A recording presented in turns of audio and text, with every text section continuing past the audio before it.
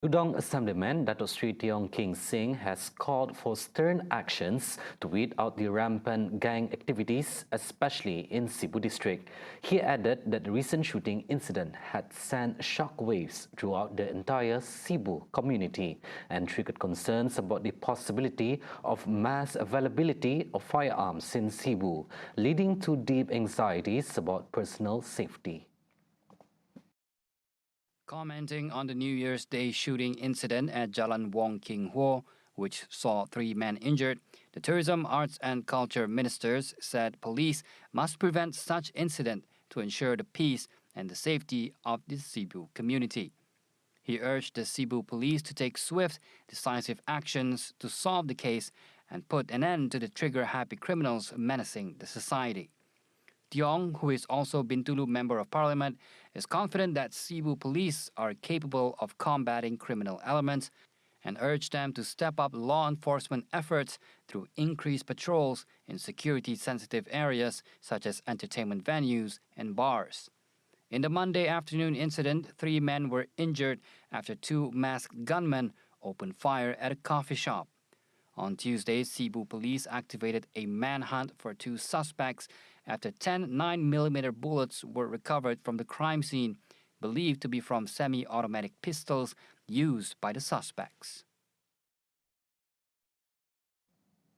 A total of 12 million ringgit has been allocated for the replacement of K9 unit dogs in Sarawa. Sarawak Fire and Rescue Department's Director, Datu Kiruddin Rahman, announced this to replace 5 aging K9 unit dogs for 124,000 ringgit each. According to him, the current dogs have served for 7 years with the fire department and their aging may lead to a decline in their abilities. Thus, he said this move is necessary to enhance the efficiency of the department's operation.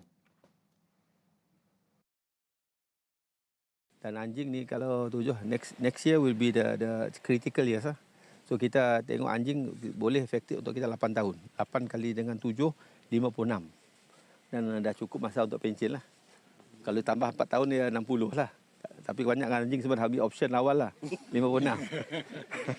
Ambil option lah. Ambil saja seluar, tak ada cuti. Dia tak ada cuti, dia tak ada gratuity, tak ada extension lah. Cuma kita harap keupayaan dan kita buat penilaian. Kira anjing yang ada keupayaan dan amat kritikal untuk tahun depan memang kena ada penggantian lah. All the dogs? Yes. Sebab kita beli dog ni pada awal tahun 2018. Papi dibawa daripada UK dan acclimatized di sini dan bulan 12 anjing dia dibawa.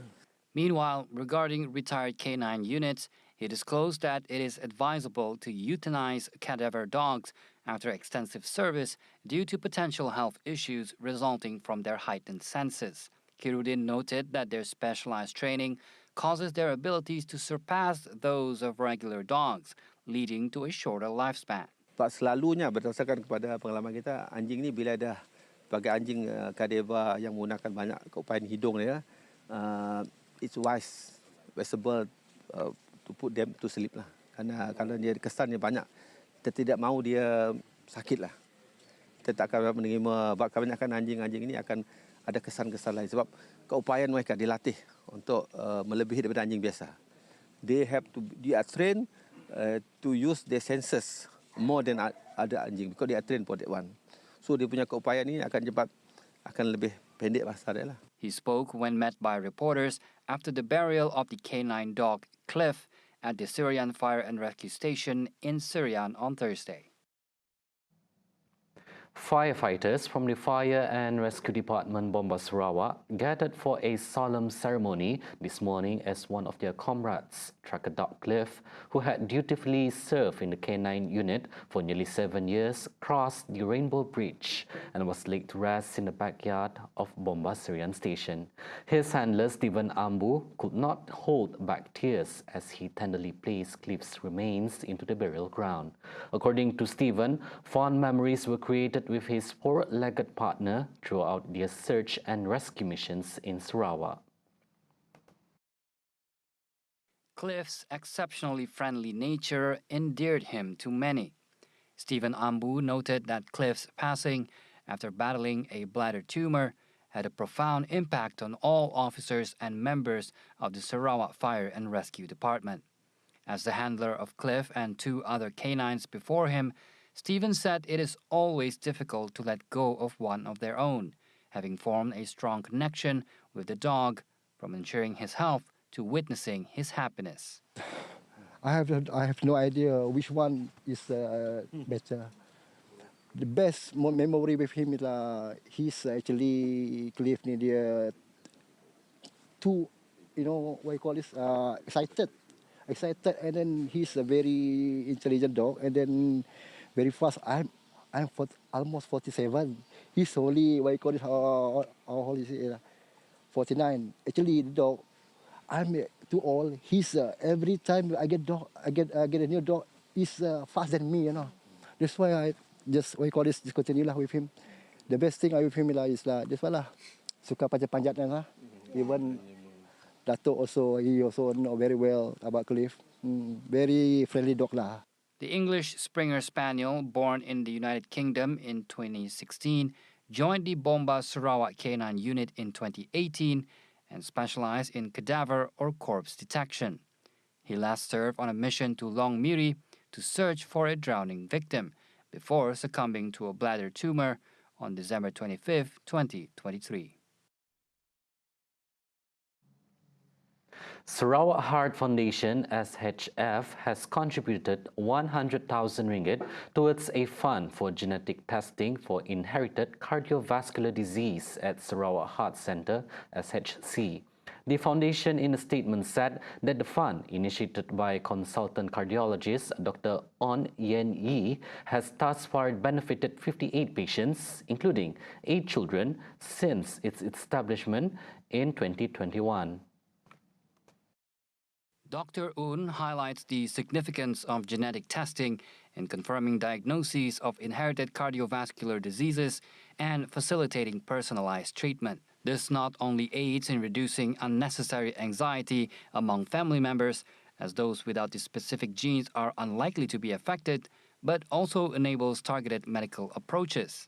The Sarawak Heart Centre utilizes genetic tests from the US-based company Invitae, costing patients up to 1,900 ringgit per test. The center initiated cardiogenetic clinic services last year, managed by certified genetic experts, offering comprehensive cardiovascular assessments, genetic counseling, testing, and individualized treatment plans. While there is no cure for most inherited cardiovascular diseases, Dr. Un remains optimistic, citing promising study results suggesting potential treatment avenues. The Kuching South City Council (MBKS) is considering the implementation of a digital parking system, replacing traditional paper parking coupons. Its mayor, Dato' Wee Hong Sang, announced that discussions with Kuching City Parking System (KCPS) are scheduled by mid-January, with the final decision expected by the end of the month. Wee mentioned that the council is currently studying the proposed transition and expressed the intention to move away from conventional paper parking coupons. This consideration follows a recent Facebook post advocating for digital parking systems as part of the digital transformation for both MBKS and Kuching North City Hall, DBKU. So for the time being, of course, we will have to see the actual direction of how we're going to move into, using apps or whatever that they need to. But of course, we try to get away with the paper coupon. Yeah. But whatever it is, I think they were having a meeting by the mid of this month. All right. Then they have to make a decision how are we going to move forward for the parking coupon.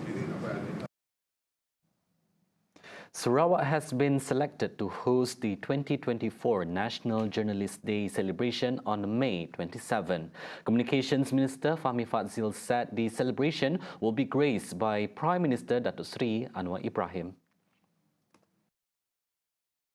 Ya, semalam dalam mesyuarat pos kabinet, saya telah memaklumkan bahawa Perdana Menteri telah menetapkan Hawana tahun ini akan diadakan pada 27 hari bulan Mei 2024 bertempat di negeri Sarawak.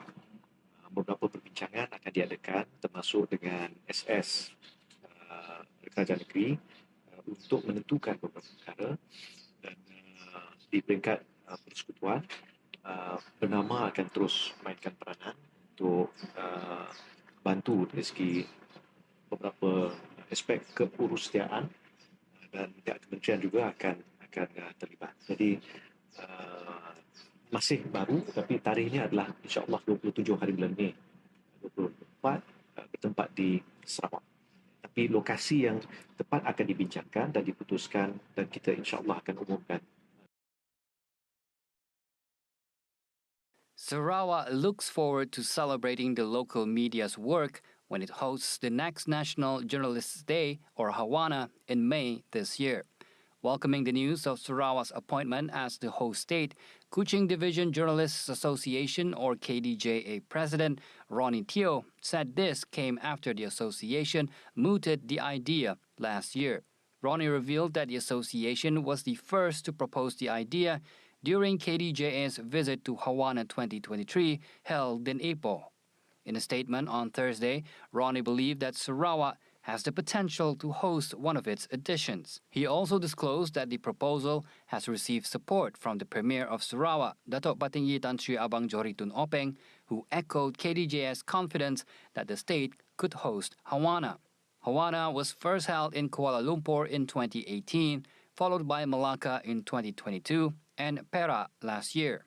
It is a platform for media practitioners to get together and discuss current issues faced by the industry. Coming up right after the break, Minister slams contractor for Rawang Crane tragedy, and Ministry of Education takes action on school canteen prices. Right here on TVS Nightline, stay tuned.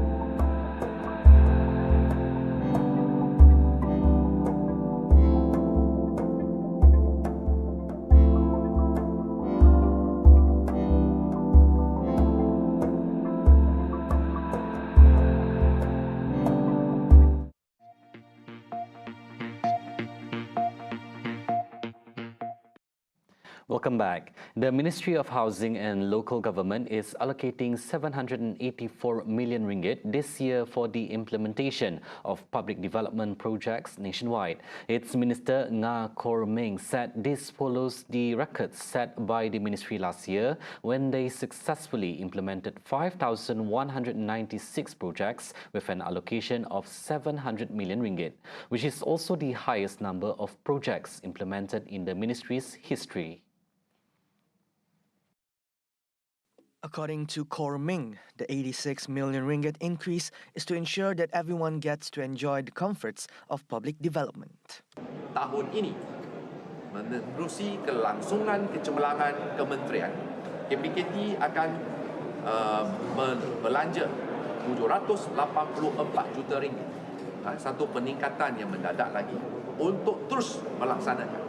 Visi saya adalah untuk menyempurnakan 50,000 projek prasarana awam dalam tempoh 10 tahun, iaitu 2 penggal pilihan air, supaya rakyat betul-betul dapat menikmati dan melihat perubahan positif yang sedang dilaksanakan oleh Kerajaan Malaysia Madani, pimpinan Yang Amat Berhormat Perdana Menteri Sri Anwar Ibrahim. He said this to reporters after officiating the prize-giving ceremony for the Bukit Mertajam Public Market Design Competition, a result of collaboration between the Malaysian Institute of Architects and the Seberang Perai Municipal Council (MBSP) on Thursday. The public market is the first to be rebuilt with an architectural design selected through a competition participated by certified architects. Meanwhile, Korming said that his ministry also allocated 110 million ringgit as a special funding this year for the effort to upgrade and rebuild public markets throughout the country. Dan kita harap mulai hari ini, mana-mana pembinaan semula pasar awam baru yang berskala besar seperti kompleks pasar Bukit Petajam akan mengamalkan modus operandi yang sama, itu kita akan buat pertandingan secara terbuka. Bayangkan 10 tahun akan datang, pasar-pasar awam Malaysia semua akan mempunyai ciri-ciri tersendiri yang istimewa, menarik dan juga berpotensi dibangunkan sebagai destinasi pelancong. Okay. Ini adalah hasil cetusan ilham dan idea yang penuh inovatif dan kreatif. Korming will embark on the ministry's Sentuhan Kasih nationwide tour to identify markets that required upgrading and redevelopment. As such, the ministry will also explore the feasibility of expanding similar competitions to generate design for people's housing project buildings. However, he clarified that this requires detailed studies. In other developments, Housing and Local Government Minister Nga Korming said KPKT will take stern actions against business license holders should they misuse their licenses by renting premises to foreigners. He reaffirmed the ministry's unwavering commitment in resolving this issue for the safety and well-being of the local people. Korming said between 2022 and October 31st of last year, local authorities nationwide conducted 1,539 enforcement operations involving foreign nationals. Sebenarnya 26,018 lesen pendatang tanpa izin telah dibatalkan. Oleh kerana itu, kita berikan hantar mesej yang sangat-sangat jelas, kedaulatan undang-undang akan sentiasa kita tegak bersama. Earlier, Korming announced in Parliament that local authorities would never allow any foreign nationals to apply for or possess licenses for hawking, small businesses, business premises, grocery stores, eateries, car workshops, and markets, in line with the Small Traders Act and the Small Licensing Act for Trade, Business and Industry. Both laws stipulate that approval for renting market stalls and issuing licenses is only granted to Malaysian citizens. Foreigners working and renting market stalls must have valid work permits. Local authorities are adopting a non-compromising stance regarding stall rentals to foreigners, emphasizing the necessity for decisive action. The strict measures include withdrawing the stall rental and cancelling the business license for those who engage in such arrangement. The contractor's negligence triggered a crane collapse incident in the railway track in Rawang last year, causing Kereta Api Tanah Melayu Berhad KTMB to suffer losses exceeding 2.4 million ringgit. Transport Minister Anthony Loke disclosed the investigation results today, stating that it was evident that the contractor breached safety measures by accessing an insecure and prohibited work site, which was also slippery. And this led to the crane tilting onto the track. Saya merasakan bahawa negara bernasib baik pada hari itu oleh kerana tidak ada train yang melalui kawasan itu pada ketika itu. Bayangkan kalau ada satu train, baik komuter ataupun ETS, lalu dekat kawasan itu dan apabila bom itu terjatuh dan kereta api melanggar bom itu, apa yang akan berlaku ialah satu tragedi yang menimpa negara kita. Kerana kalau satu train dengan bergerak dengan laju, lalu di kawasan itu langgar satu penghadang dan itu ialah satu bom, apa yang akan berlaku sudah tentu train itu akan derail dan mungkin satu tragedi besar berlaku. Di mana Kementerian Pengangkutan memandang perkara ini dengan begitu serius sekali. Laporan lengkap telah pun dibentangkan kepada mesyuarat pasca Kabinet semalam. On December 12, 2023, disruptions hit the Klang Valley commuter train and electric train service, ETS, due to the collapse of a crane.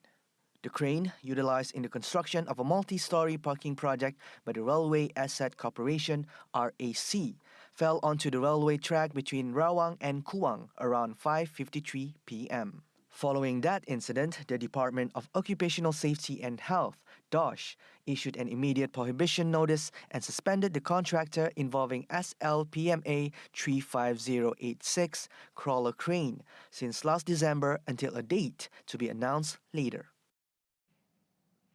The Ministry of Education is strongly encouraging any affected parties to directly file complaints with the ministry if schools fail to resolve the issue of increased canteen food prices. Its Minister, Fadlina Sidet, said that the schools are advised to address the matter with the canteen operator as the issue primarily concerns them. However, it is highlighted that the Ministry of Education is ready to attend to any complaints it receives in the future. She spoke to reporters after inspecting their preparations for the school opening at Sekolah Jenis Kebangsaan Cina SJKC Yongchang in Sungai Sulo and Sekolah Menengah Kebangsaan SMK Tunku Mahmud Iskandar in Johor, which had been affected by floods the previous year. On another development, Fadlina said that the Ministry of Education aims to bring together long-distance teacher couples by evaluating their transfer applications based on educational merits and following due process. This is after a Facebook group called EG Tukar Pertukaran Guru, or EG Tukar, gained a widespread attention as teachers shared their challenges of being separated, having faced repeated difficulties in securing transfers. The cases of married teachers facing long-distance relationships due to unsuccessful transfer requests are well acknowledged by the ministry.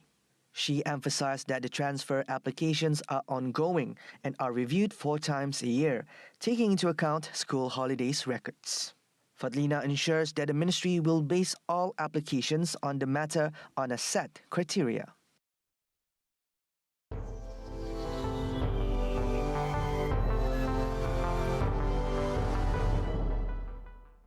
And now on to world news. The chief of Lebanon's powerful Hezbollah movement, Hassan Nasrallah, warned Israel on Wednesday against waging war on Lebanon, a day after a strike killed Hamas deputy leader in the southern Beirut stronghold of Hezbollah. In a televised speech, Nasrallah stopped short of threatening to start an all-out war with Israel, but instead said that it is trying to take advantage of the current geopolitical situation to get rid of Hezbollah. فكر العدو أن يشن حربا على لبنان حينئذ سيكون قتالنا بلا سقوف بلا حدود بلا قواعد بلا ضوابط وهو يعلم ماذا أعني. إذا كنا حتى الآن نداري الوضع اللبناني والمصالح الوطنية اللبنانية، فإذا شنت الحرب على لبنان فإن مقتضى المصالح الوطنية اللبنانية أن نذهب بالحرب إلى الأخير بدون ضوابط.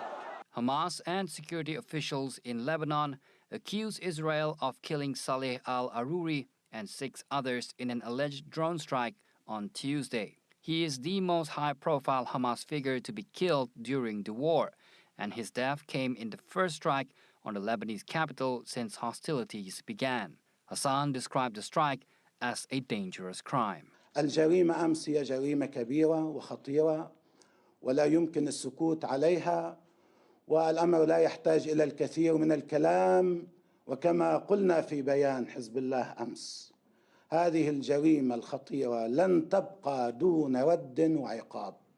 Israeli army spokesman Daniel Hagari did not directly comment on Aruri's killing, but said the military was highly prepared for any scenario in its aftermath.